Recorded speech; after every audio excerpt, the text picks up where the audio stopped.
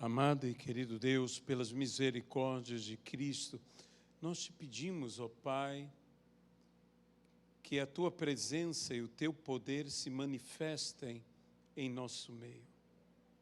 Que Deus possa operar de maneira maravilhosa e extraordinária na vida de cada um de nós, falando aos nossos corações, ministrando, Senhor, em nossa vida, para que vivamos plenamente a vontade de Deus. Essa vontade que é boa, essa vontade que é agradável e que é perfeita. Que nós experimentemos, ó Senhor, em toda a plenitude da graça, do Teu amor, é o que nós te pedimos. Pedimos que o Senhor também nos fale através das Escrituras, pelo poder do Senhor. No nome de Jesus Cristo, amém e amém. Eu convidaria você a abrir a sua Bíblia no texto que se encontra no livro de Apocalipse, no capítulo de número 6. Apocalipse, capítulo de número 6.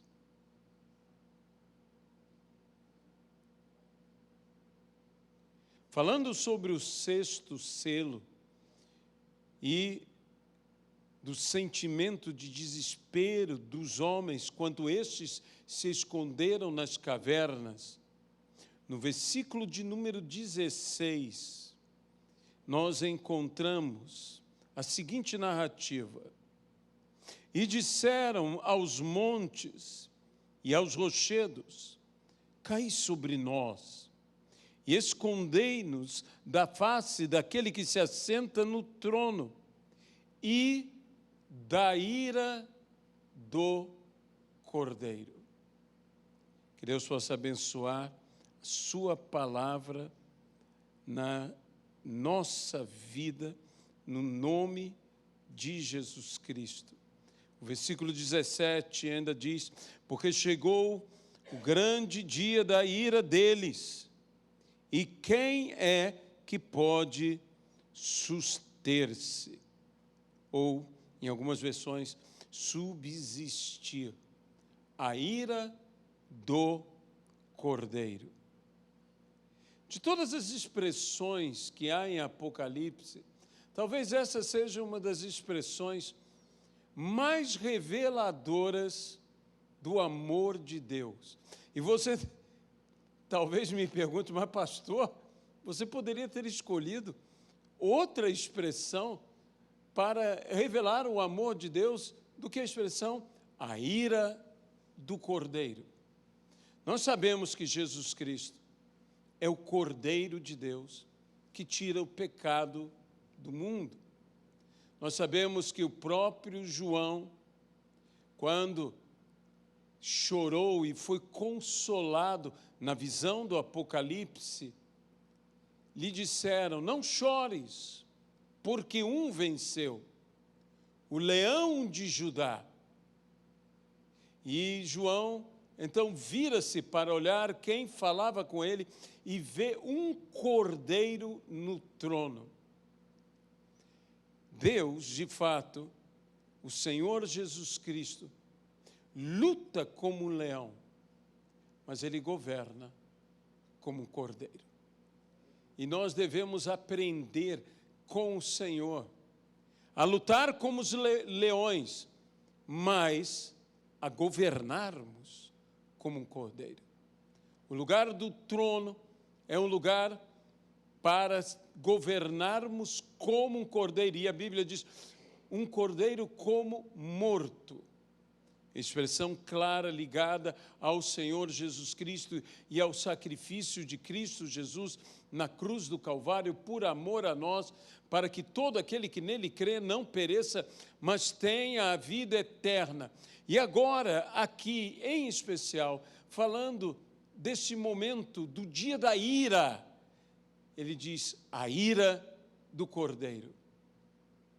E se ele é o leão de Judá, por mais que uma ira, e especialmente a ira do cordeiro, possa se manifestar, e o cordeiro possa se irar, e o cordeiro possa dar marradas, e o cordeiro possa manifestar a sua própria ira, ela é incomparavelmente menor do que a ira do leão. De modo que Cristo, para conosco, até na ira, revela o seu amor para conosco. Porque ele poderia muito bem manifestar-se com a ira do leão. Mas não, ele se manifesta às nossas vidas como a ira do cordeiro. E por quê? Porque a palavra do Senhor nos diz no profeta Abacuque, até na tua ira, lembra-te da tua misericórdia. E a palavra ainda nos afirma que a misericórdia prevalece sobre a justiça.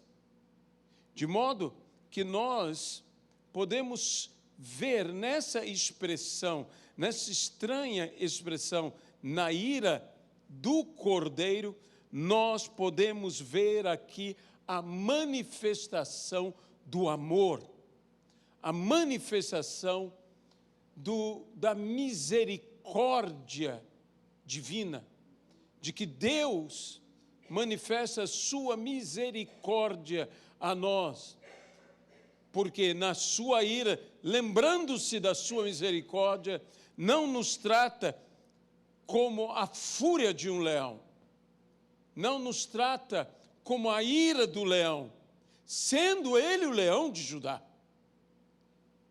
mas nos trata com a ira do cordeiro.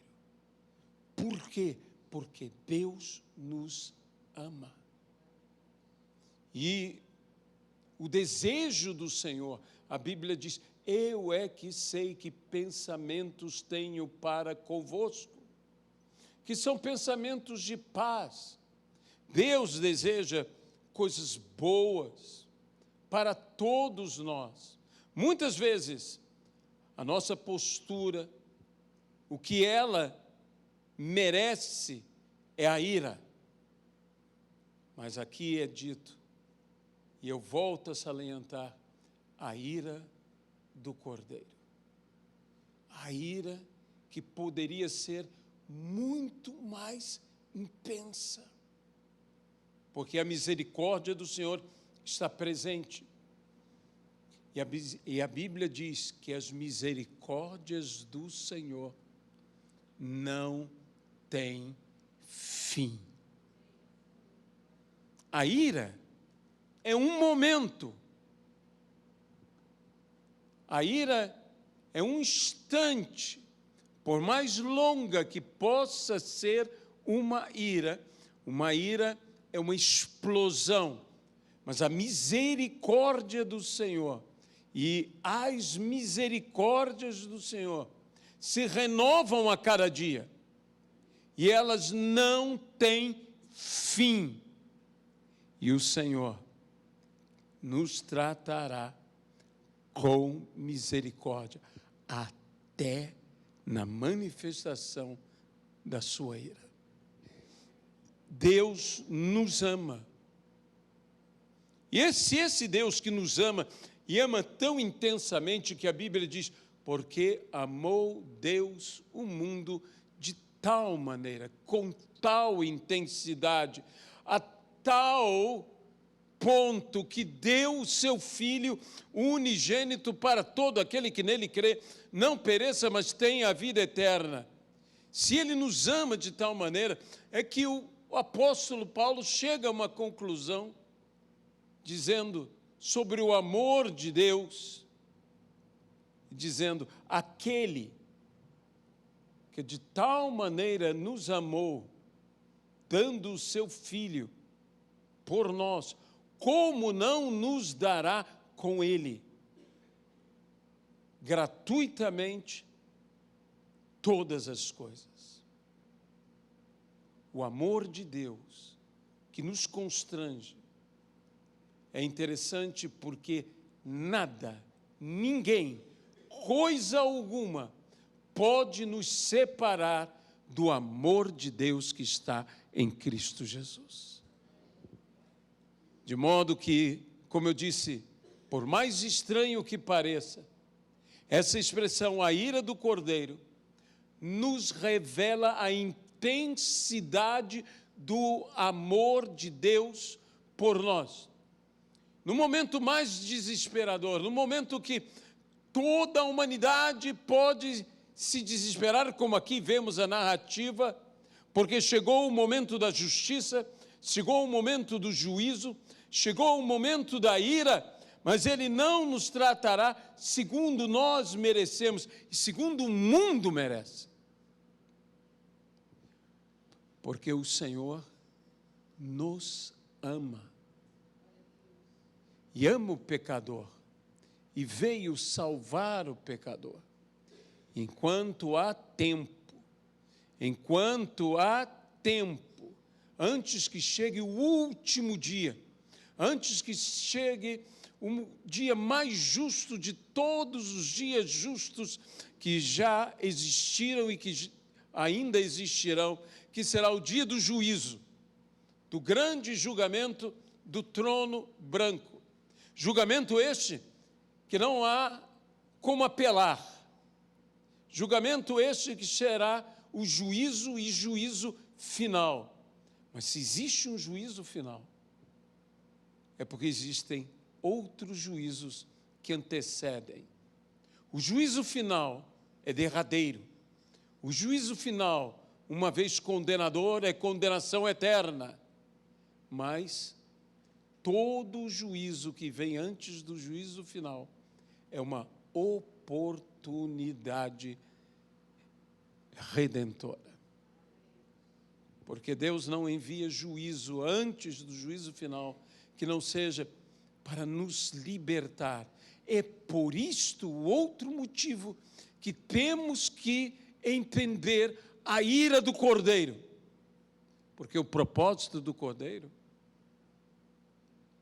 é simplesmente libertar a todos nós, salvar a todos nós, curar a todos nós, abençoar a todos nós, fazermos de quem somos em filhos de Deus.